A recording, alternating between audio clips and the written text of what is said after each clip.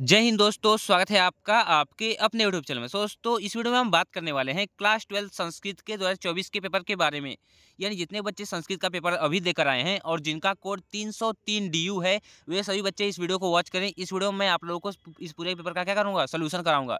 तो इस वीडियो में बने रहिए। चलिए हम देखते हैं 303 DU पेपर का सोल्यूशन। जितने भी 8 वर्ग के बच्चे थे, आज उनका लास्ट पेपर था और उनका संस्कृत का पेपर था 303 DU कोड का। ठीक है, तो चलिए इसे क्या करते हैं, हल करते हैं। आप पूरा वीडियो देखेंगे, इसमें मैंने पूरा का पूरा सब कुछ कराया है। जो ट्रांसलेशन वगैरह थे संस्कृत में करना था, उसको मैंने सभी को सभी कराया है। ठीक है, तो दिया है, देखिए समय यहाँ पे आपका 3 घंटे 15 मिनट और प्रारंभ के 15 मिनट परीक्षार्थियों को प्रश्न पत्र पढ़ने के लिए क्या है, निर्धारित है। निम्नलिखित गद्य खंड पर आधारित प्रश्नों के उत्तर दीजिए। ये 10 नंबर का है। यानी कि जो गद्य खंड है, आपको इसको क्या करना है, पढ़ना है और इसके आधार पे क्या करना है, उत्तर देना है। ठीक है बच्चों, तो आप क्या करेंगे, इसको पढ़ लेंगे। चलिए मैं जल्दी जल्दी इसका आंसर बता देता हूँ ताकि आप लोग मिला लेंगे। ठीक है, दिया है ना कि उपयुक्त गद्यांश किस पुस्तक से लिया गया है। तो किस पुस्तक से लिया गया है, इसको आपको बताना है। ठीक है ना, क समागत्य महाश्वेत औ अवोचत। ठीक है, तो ये सब आपका मतलब कि इसी पैसेज से है। तो ये सब तो आपने किया ही होगा। चलिए बहुविकल्पी प्रश्नों को देखते हैं। ठीक है, ये सब आपने कर लिया होगा। आई होप, मुझे आशा है कि ये सब आपने कर लिया होगा। ठीक है, मैं बहुविकल्पी प्रश्नों की तरफ बढ़ता हूँ। ठीक है, यहाँ पे आपका देखिए अथवा में करके दिया है, चाहे अथवा इसको कीजिए चाहे उसको कीजिए, तो आपने किसी एक को किया होगा, मुझे पता है। ठीक है, दूसरा है कि अपनी पाठ्य पुस्तक के आधार पर किसी एक पात्र का हिंदी में चरित्र चित्रण कीजिए। या तो सुकनाक का कीजिए, या तो पुंडरीक का, या फिर कादम्बरी का। इनमें से अपनी पाठ्य पुस्तक के आधार पर किसी एक पात्र का आपको क्या करना था, चरित्र चित्रण करना था, यानी कि कैरेक्टर स्केच लिखना था। तीसरा क्वेश्चन दिया है कि बाण भट्ट की गद्य शैली की संक्षेप में हिंदी अथवा संस्कृत में क्या कीजिए, विवेचना कीजिए।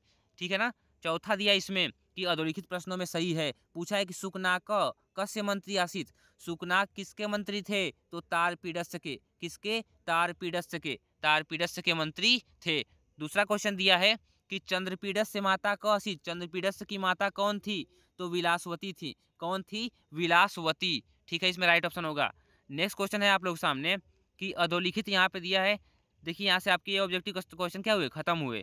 यहाँ पे देखिए पांचवा दिया है कि अधोलिखित में किसी एक श्लोक की हिंदी में संदर्भ सहित व्याख्या कीजिए। इसमें से किसी एक का हिंदी संदर्भ करना है, उसकी क्या करना है, व्याख्या करना है। ठीक है बच्चों, नेक्स्ट क्वेश्चन देखते हैं हम लोग बहुविकल्पी का कि नंदनी कस्य धेनु आसित। नंदनी किसकी धेनु थी, नंदनी किस कस्य धेनु आसित, तो किसकी थी, वशिष्ठ की। किसकी, वशिष्ठ की। ठीक है, इसमें दिलीपस विश्वामित्र और एक क्या होगा, गलत होगा। इसमें जो वशिष्ठ थे उनकी धेनु कौन थी, कौन थे उनकी धेनु, तो नंदिनी थी। ठीक है ना, अब पूछा है और क्वेश्चन कि महाराजा दिलीपस्य भार्या क, यानी महाराजा दिलीप की पत्नी कौन थी। महाराजा दिलीपस्य भार्या क, यानी महाराजा दिलीप की पत्नी कौन थी, तो इंदुमती थी कि भानुमति की, सुदीक्षा या फिर सविता। तो कौन थी, इंदुमती। इंदुमती इनकी पत्नी थी महाराजा दिलीपस्य की। ठीक है, नेक्स्ट क्वेश्चन दिया है कि अधोलिखित में किसी एक अंश का हिंदी में संदर्भ सहित व्याख्या कीजिए। इसमें से किसी एक अंश का क्या करना था, हिंदी सहित व्याख्या करना था। तो ये सब तो आप कर लेंगे हिंदी में, लेकिन जो संस्कृत का व्याख्या मतलब करना था, जो हिंदी का व्याख्या मतलब संस्कृत में लिखना था, मैं उसको बताऊंगा। इन सबको मैं छोड़ रहा हूँ क्योंकि ये सब आसान प्रश्न है। ठीक है बच्चों, तो वीडियो में लास्ट तक बने रहिए। देखिए यहाँ पे दिया है कि निम्नलिखित में से किसी एक सूक्ति की संदर्भ सहित हिंदी में व्याख्या कीजिए। न खलु धीमता कश्चिद विषयो नाम। ठीक है, इसमें क्या करना है, किसी एक मतलब कि एक सूक्ति का क्या करना है, संदर्भ सहित व्याख्या करना है हिंदी में। ठीक है, अब चलिए देखते हैं। यहाँ पे दिया है कि विक्रम वर्षिष्य किसकी रचना है, तो किसकी रचना है, कालिदास की। किसकी है, कालिदास। इसमें क्या होगा, राइट ऑप्शन होगा। नेक्स्ट दिया है कि प्रकृति वक्र है। प्रकृति वक्र क्या है, तो क्या है, कड़व। कड़व है, क्या है, कड़व है। ठीक है, प्रकृति वक्र क्या है, तो एक कड़व है। नेक्स्ट क्वेश्चन दिया है कि 10 पंक्तियों में संस्कृत में निबंध लिखिए किसी एक पे। ठीक है ना, एक विषय पर क्या कीजिए, निबंध लिखिए। ठीक है, और इसके यहाँ पे देखिए, यहाँ पे दिया है कि उपमा अलंकार, रूपक अलंकार की परिभाषा देते हुए हिंदी या संस्कृत में लिखिए।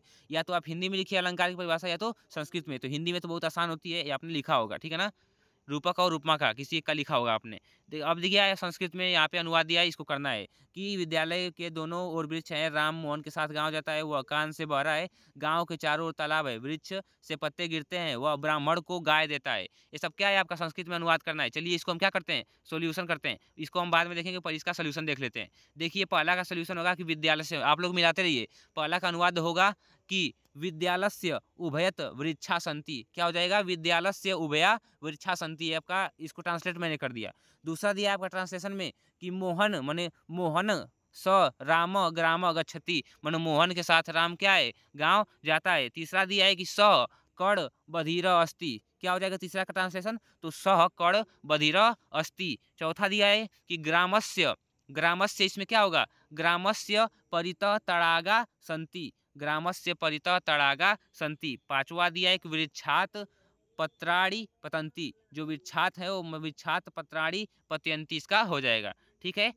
अब देखिए छठवें का दिया है कि ब्राह्मणाय गाय ददती, मतलब कि ब्राह्मणाय गाय ददाती। ठीक है। तो इसमें क्या हो जाएगा? आप लोग मिला लीजिए, आप लोग का ट्रांसलेशन कितना सही है कि विद्यालय के दोनों ओर वृक्ष है, राम मोहन के साथ गाँव जाता है, वह कान से बह रहा है कि वह कड़ स कड़ बधिर अस्थि था। इसमें गाँव के चारों ओर तालाब है, वृक्ष से पत्ते गिरते हैं, वह ब्राह्मण को गाय देता है। तो ये सब मैंने क्या किया? इसका ट्रांसलेशन करा दिया आप लोगों को, इसका ट्रांसलेशन आप लोगों को मैंने करा दिया। इसको आप क्या करेंगे? मिला लेंगे पूरे ट्रांसलेशन को। ठीक है।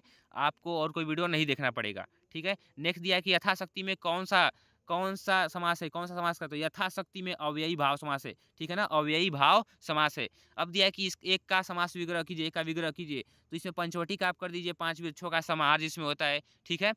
तो ऐसे आपको क्या करना था। आई होप आपके बहुविकल्पी प्रश्न खत्म हो गए होंगे। ठीक है। ज़्यादा क्वेश्चन थे नहीं, यहाँ पे मैंने पूरा का पूरा ट्रांसलेशन कर दिया। तो आप ट्रांसलेशन क्या करेंगे? देख लेंगे। ठीक है। अब देखिए यहाँ पे आपके दिया है कि दा दादू में लोट लकार उत्तम पुरुष एक वचन होगा। तो ये आप किताब से मिला लेंगे, किताब में आपके क्या हो जाएगा? मिल जाएगा। जो मेन इंपॉर्टेंट था ट्रांसलेशन उसे मैंने करा दिया। ठीक है। और जो लिखित वाक्यों में एक वाच्य है उसका परिवर्तन कीजिए, ये करना था आपका। यही पेपर था आप लोग का 303 DU कोड का, और ये आपका ट्रांसलेशन था। आप इसका स्क्रीनशॉट कर लीजिए या पेपर लेके तुरंत मिला लीजिए। So thank you and bye bye, take care of, मिलते हैं नेक्स्ट वीडियो।